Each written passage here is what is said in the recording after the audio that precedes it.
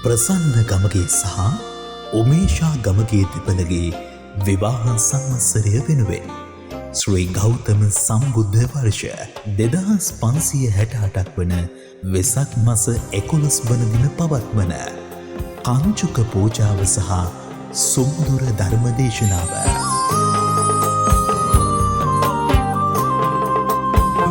පූජ්‍ය කාර්යමඩිත්තේ සෝමනතන නායක ස්වාමීන් වහන්සේගේ පූර්ණ අනුශාසනා මත ගොතටුව චන්දන විහාරයේ විහාරාධිපති මහරගම සිරි වජිරඥාන ධර්මායතනී ධර්මාචාර්ය රූපවාහිනී ගුවන්විදුලි විචිත්‍ර ධර්ම කතික පූජනීය හිඟුරේ පඤ්ඤාසේකර ස්වාමීන් වහන්සේ විසින් පවත්වන සුමధుර ධර්ම දේශනාව.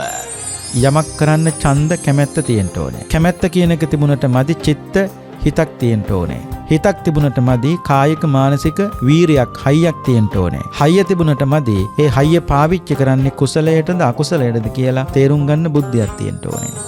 මැයි මාස 11 වන දින සවස් 4 සිට තලාව කාර්යමඩිත්ත ශ්‍රී බෝධිමාලකාරාම විහාරස්ථානයේදී ධර්ම ශ්‍රවණයට කැමැති ඔබ සුදු වතින් සැරසී පින් සිතින් පැමිණෙන්න.